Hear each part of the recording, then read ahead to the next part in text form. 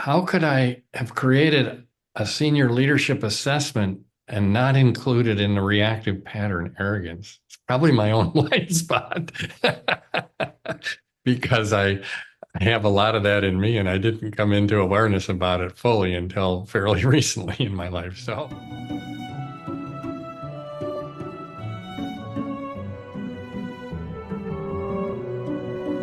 in the development of the tool, see, I had the model. It had gelled over 15 years. And I had just come out of the Barbara Brennan School of Healing, where it had really taken another level, and I had really gotten into stages of development. And the position paper on our website, Spirit of Leadership, I wrote as a thesis project for that school. So this was late 80s. So all of that was in place. And then I said, okay, I want to create an assessment that works out of this model. I didn't plan on that. I was actually using other assessments and I was also using competency assessments and so on, various tools. And none of them got to the level of depth of the model. And so I set about to create it. Well, the creating part of it was arduous. We didn't have computers. We had computers, but we didn't have, ability to do assessments online. So I literally went with stacks of paper saying, could you fill this out? Could you fill this out? Could you fill this out? And it takes a lot of data to figure out whether a question works. And we tested over 500 questions, I think, and maybe as many as 700 and had to throw most of them away. So it took a long time. Now we're a data generating machine, but we weren't then. And so I had all this data and then we ran it for a while and now I'm doing the next wave of psychometrics. And I did all that myself with guidance from local university, their Iowa Psych department.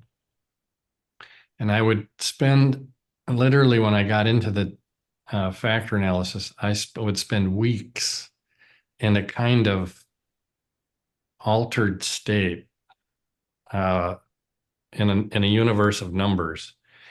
And I would go hours and hours and hours and then wake up in the middle of the night and go, oh, I see what's going on, how these numbers are working. Okay, then I'd go try some stuff out on that statistical software.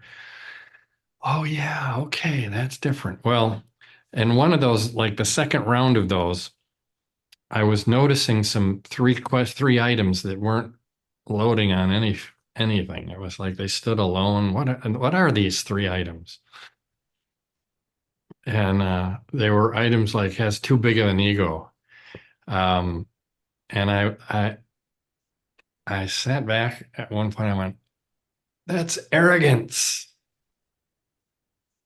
How could I have created a senior leadership assessment and not included in the reactive pattern arrogance?" It's probably my own blind spot because I have a lot of that in me and I didn't come into awareness about it fully until fairly recently in my life. So I remember that moment where some dimensions just fell out of the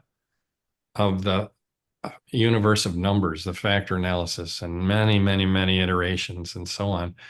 And I remember putting them on the assessment and then going when we go use it at Notre Dame, I'd say to the coaches, if the opportunity arises, test this dimension, see what happens, see if there's anything underneath it.